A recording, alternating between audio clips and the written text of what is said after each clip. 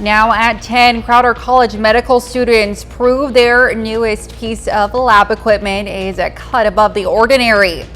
Plus, shoppers in Joplin cashed in on an opportunity to benefit the Children's Miracle Network. And a Pittsburgh animal clinic on a mission has a new place to call home. The 4 states' most watched news starts now. Authorities in Ottawa County, Oklahoma arrest 2 men suspected of trying to firebomb the Ottawa County Sheriff's Office. This is KOAM News at 10. I'm Elise Snowy. It happened around 10 Sunday night. ATF agents say a Molotov cocktail was thrown at the front door of the office, but did not light. Court documents show the men told investigators they did it because they held a grudge against the police. You can find more information about the case on our website, KOAMnewsnow.com. Authorities charge a rural Columbus man with multiple counts of child porn. Jacob Major, a rural Columbus man, was taken into custody yesterday afternoon after a warrant was issued for his arrest earlier that day. The warrant stems from an investigation into Major's alleged criminal online activity. Major is held in the Cherokee County Jail with a $250,000 bond. Authorities charged Major with 4 counts of aggravated internet trading in child pornography and 6 counts of sexual exploitation of a child. Authorities in Monett, Missouri asked for information after a stabbing incident on Thursday. Authorities responded to the 500 block of 4th Street around 6:15 p.m. That's where they found a 31-year-old man with a single stab wound to the stomach. EMS took the victim to the hospital with non-life-threatening injuries. Investigators are working to identify the suspect. A Chanute man loses his life in a 2-vehicle crash on Thursday. An eastbound vehicle on K39 highway just west of Chanute crossed the center line and collided with a semi. The driver of the eastbound vehicle, 68-year-old Danny Romine of Chanute, was pronounced dead at the scene. Chief Meteorologist Doug Hetty joins us with a first look at weather. Well, it turned out to be another dreary one for us today. Clouds, we've had some drizzle, kind of on and off all day long. Now we have some fog, which is settling in. So kind of a dreary, nasty night. 52 for a high, but that was this morning. Look at this, midnight high. We dropped all day, and this is right where we should be for this time of the year. But watch out the fog. It's going to continue to build in overnight, so visibilities are going to be dropping. Of course, the deer are moving, so if you are going to be out tonight, be careful. A little bit of drizzle is kind of skirting across our northern counties. Besides that, the clouds are going to break up a little bit and then kind of thicken back up once again late tonight. And again, that patchy fog burning off back to 43 by 10 a.m. We do have some chances for rain as we go into the weekend. We're going to be looking at that here in just a bit. Crowder College showcased its new digital dissection table. The Nautimage table is a digital cadaver lab that uses images from real human bodies. Roughly 100 students will have the opportunity to learn using the tool every semester. A detailed image was taken every ½ millimeter along each of the 5 cadavers available in the tool, allowing a 3D visualization of the entire body. Being able to see the way that their jaws drop when they learn that the cadavers that are on their actual real people has really been, it's been incredible. There's not been a way for me to put it into words how moving it is to see genuine interest in the tool. Man, it is mind-blowing. I mean, even from a perspective of somebody who's not interested in science, essentially, this is something that's just amazing from a technology standpoint, but even from a instructional standpoint. It's a game changer. Considered a state-of-the-art training tool, the table allows students to practice clinical scenarios through high-resolution simulation.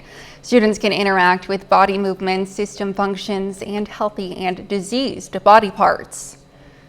A Joplin-based nonprofit is helping local women in need get free mammograms. Hope For You Breast Cancer Foundation today donated a check worth $7,500 each to the mammogram funds at Mercy Hospital Joplin and Freeman Health System. The money will provide free mammograms to women who are underinsured or do not have insurance. Over the years, Hope For You's donations have provided more than 2,000 free mammograms for women. Folks in Joplin today were able to do some Christmas shopping while supporting the Children's Miracle Network. Freeman Health System today hosted its Miracle Market. It's a two-day shopping event where people can buy jewelry, home decor, crafts, and specialty items, with 20% of all sales helping to furnish and maintain Freeman's neonatal ICU. I'm retired, so this is it's not my business, but I do this just for this market. I don't go to other markets. I do this just for Children's Miracle Network, for Nora. She was here yesterday, and so that as a Nana, it makes me feel really good. It gives me a little purpose here the last couple weeks making stuff. So it's mainly just from the heart. This is the 22nd year Freeman has hosted the Miracle Market. Paw Prints on the Heartland in Pittsburgh has a new home. The organization provides affordable spray neutering in Southeast Kansas, and its new location will help continue Paw Prints' mission to address pet overpopulation.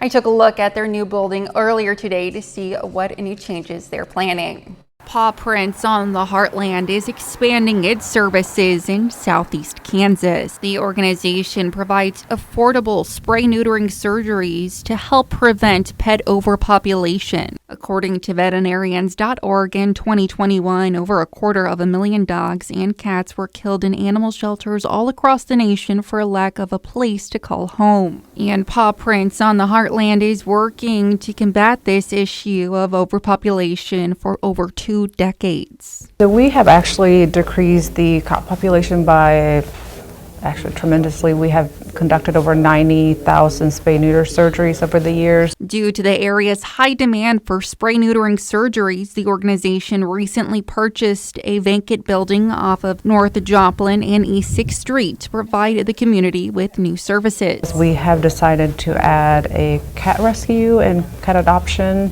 room, so we are hoping to expand and provide additional services for the community. Paw Prints spray neutering services cost $40 per animal. Compared to some veterinarians in the 4 states, it's an 85% decrease in cost. The new facility is set to open around the beginning of 2024. In Pittsburgh, Elise Snowy, KOAM News.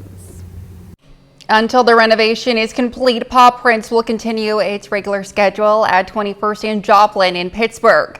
For more information on how to schedule a surgery, you can visit our website at KOAMnewsnow.com. Coming up later, the Seneca Indians hope to extend their unbeaten season just one more game. But would Central Park High School have other ideas? John has the details in sports. But first, the first woman to serve on the highest court passes away at 93. We'll take a look back on the life and legacy of Justice Sandra Day O'Connor.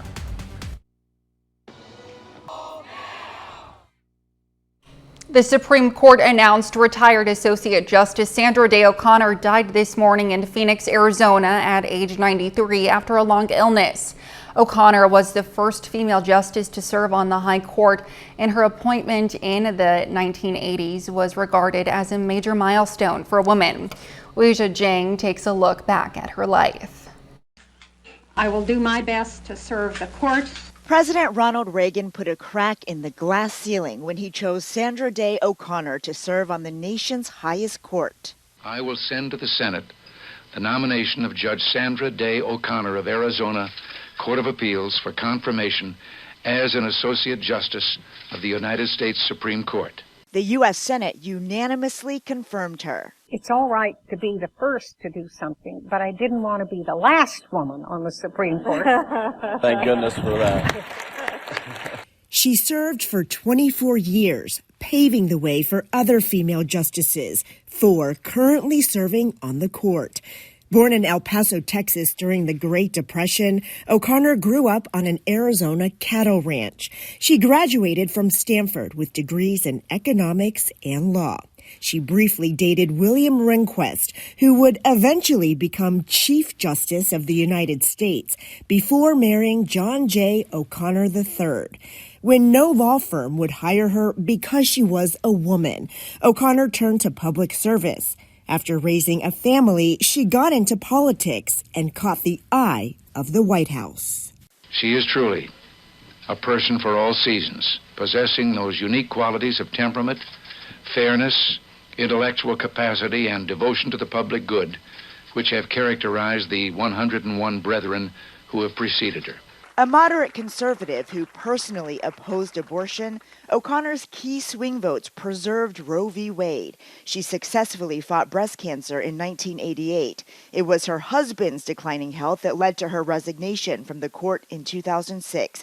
After stepping down, she devoted her life to teaching young people how government works. Most of our native-born Americans can't answer all the questions that we require of people from other countries who are becoming citizens. And her legal career wasn't over. Sandra Day O'Connor continued hearing cases on a part-time basis as a visiting judge. Weijia Zhang, CBS News, Washington. O'Connor said one of her biggest disappointments was that the Supreme Court was held in less high esteem over the years after controversial rulings such as the Bush-Gore presidential decision. A little later, high school basketball gets into gear. John has the details on a pair of games tonight coming up in sports. The best place today during the Make the Holidays Bright sales event.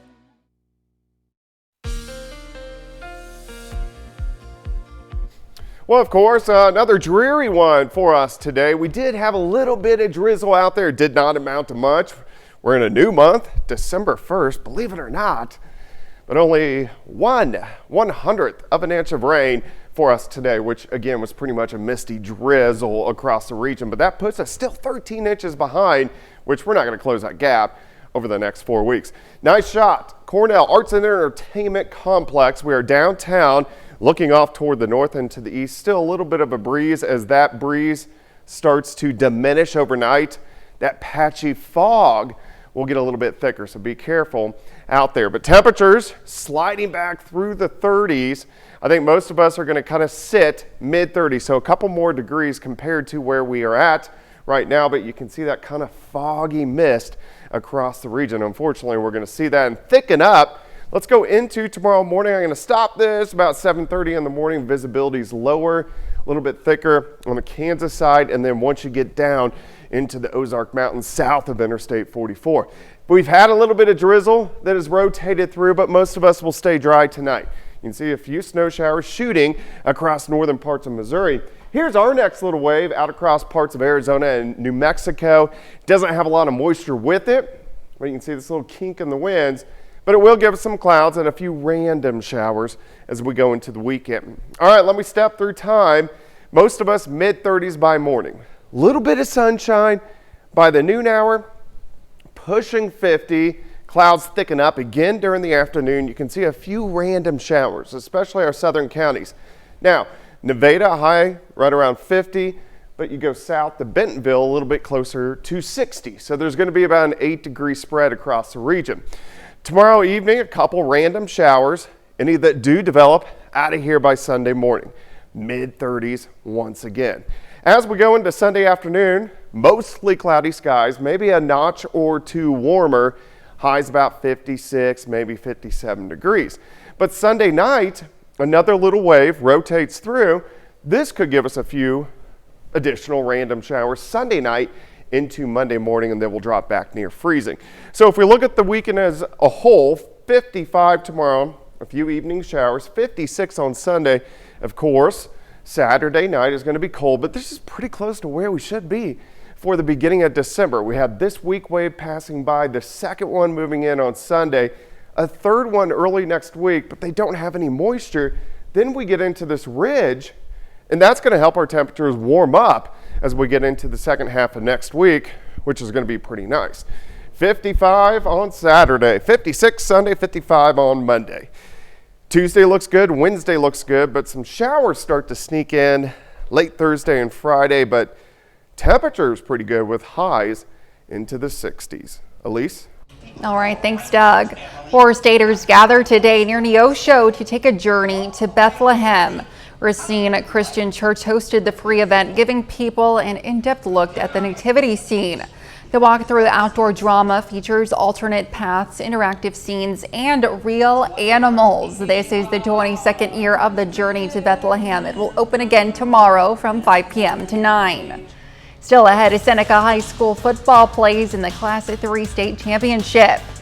Plus, Joplin and Pittsburgh High School basketball square off. John Dales has those stories and more up next. Toyotathon is on. Now's the time For being you at buyrider.com.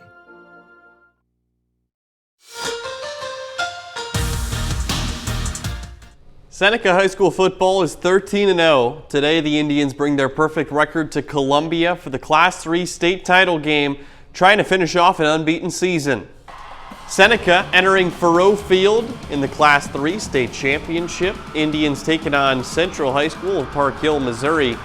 Opening drive of the game, Kason Murphy rolls out and he finds Joe Bryant near the goal line and into the end zone for the touchdown. Central gets out to a 26-0 lead in the first half. Second quarter, Seneca has some work to do and showing a little bit of life. Gavin Hoover goes deep to Ethan Altick, who makes the catch. That's a gain of 41 yards, and it sets up Jackson Mars to score the touchdown. Seneca finally on the board. It went into halftime down 26-6. Third quarter now, Seneca trailing 42-20. A little bit of trickery. And the wide receiver Ethan Altick throws to Blake Skelton, who stays in bounds and scores. Indians get within 2 scores. It's 42-28 now. Fourth quarter, same score. Gavin Hoover on the move, and the Indians quarterback takes it inside the 5-yard line. Then Jackson Mars scores his 4th touchdown of the game. It's 42-34. Next Seneca possession, same score. This time, though, Jackson Mars fumbles the football. Joe Bryant picks it up, and that ices the game. Seneca's come back too little too late. 48-34 the final. Brock Baldridge has more from Columbia. Hey John, the Seneca Indians are making their first trip to the state title game in about a decade. Now, Seneca did get down 26-0 in the first half, but Seneca did go on a 34-16 run to give themselves a shot late in that game. We do. Schematically, we didn't make a whole lot of adjustments. What we saw is that we were kind of hurting ourselves. There wasn't a ton to change. We tweaked a few things defensively to give us a better chance to cover those guys. Offensively, you looked at it and it was us. You know, we were kind of getting in the way of ourselves, and we weren't going to change anything. We wanted it to be a physical football game, and that's what I told them. We're going to go out and run the football and see how physical we can be in the second half. Quarterback's extremely good. He gets the ball out of his hand extremely fast, and you know we tried to bring some pressure in the second half, and they got a really good screen game. They got a lot of answers. Central Park Hills had 629 yards of total offense in this game. Now looking past that, the Seneca senior class loses a big chunk going into next year, but with that being said, they still get to go home with a nice piece of hardware. In Columbia, Brock Baldridge, KOAM Sports. Thanks, Brock. Meanwhile, high school basketball season getting underway. Tonight, we have a Missouri-Kansas cross-state battle between Pittsburgh and Joplin. Pittsburgh girls basketball at home taking on Joplin. Early in the first quarter of this one, Jackie Hall gets the pass in the lane. She attacks the bucket and scores. That puts the Purple Dragons up 4 in the first quarter. Joplin responds, though, off the missed Riley Kelly 3. Bailey Owens gets the second chance bucket. Joplin takes a 1-point lead. We go ahead, third quarter. Eagles up 4 when Kelly connects from 3 this time, making it a 7-point game. 7-point Eagle lead. Closing moments of the third. Hall heaves a 3 right at the buzzer and hits. Pittsburgh down by 6 after that one, entering the fourth. But Joplin kept its foot on the gas pedal. In the fourth, Kelly bounces a pass underneath to Ayanna Kroll. She converts. Joplin takes this one. Final score 37-27. On to the boys' game between Pittsburgh and Joplin immediately following the girls' contest. First quarter of this one, Pittsburgh has the ball with no score. Joey Cronister gets the pass in the corner. He hits the 3. First points of the night belong to the Purple Dragons. Later in the first, Joplin sophomore Fred Taylor attacks the lane. He hits the floater. Eagles lead by 1 at that point. 3-point Joplin lead after Trenton Gage attacks the basket with a nice fake and a score. Hits the layup. Pittsburgh, though, heats up in the second quarter of this one and beyond. Mason English creating space. Nice move, and he finishes with the left hand. Then later on, Jaden Brown pump fake Then he hits the corner three. Pittsburgh boys get the best of Joplin. Final score 66-50. Webb City girls basketball back in action today against Sunrise Christian at the Carthage Lady Tiger shootout. Slow start for both teams, but Abby Sargent gets the early takeaway for Webb, passes ahead to Whitley Keith. She gets the layup. Cardinals down 9-6 at that point. Second quarter now, Kira Long passes out to Mallory Stanley. She knocks down a three. More on Stanley in a bit. Sunrise Christian leading 20-17 a half. Second half now. Stanley gets the ball and sinks another three. That gives Webb its first lead of the game. She'd have 11 points in this one. Cards leading by 2. Back and forth all game, but Maria Sikic lays down for a 2 for Sunrise Christian. Webb can't overcome the late game deficit. Final score 47-42. They play for 7th place tomorrow against Olathe East. Back to football, though. Seneca comes up short. We do have one more of our teams, though, playing for a state championship. Lamar with a chance to win a state title tomorrow. Well, we'll look forward to that tomorrow, but Seneca should be proud of the season that they had. They certainly should. Really tough to be 13-1. That's what they did. All right, well, thanks, John. That's a look at sports. We'll be back with more news after this. Kansas Cross. Proud to salute Claire Moore, a 4-state hero. All right, a lot of clouds for us tonight. And also, we're going to have some patchy fog across the region, so watch out for that. Mostly cloudy skies on Saturday, a few random showers, especially on the Missouri side late in the day into the evening hours. Sunday, not bad. 56, still a lot of clouds and a few random showers again on Sunday night. Elise? 62 in December is almost unheard of where I grew up. It's crazy, yeah, same for me. Well, final sports now. Like I mentioned, Lamar plays for a state championship tomorrow. It's going to be the last football game for any of our high school or college teams until next fall. Well, you'll make sure to want to check in on KOAM News at 10 to find out who wins. Thanks for watching. We'll see you tomorrow. Thanks for making us part of your night.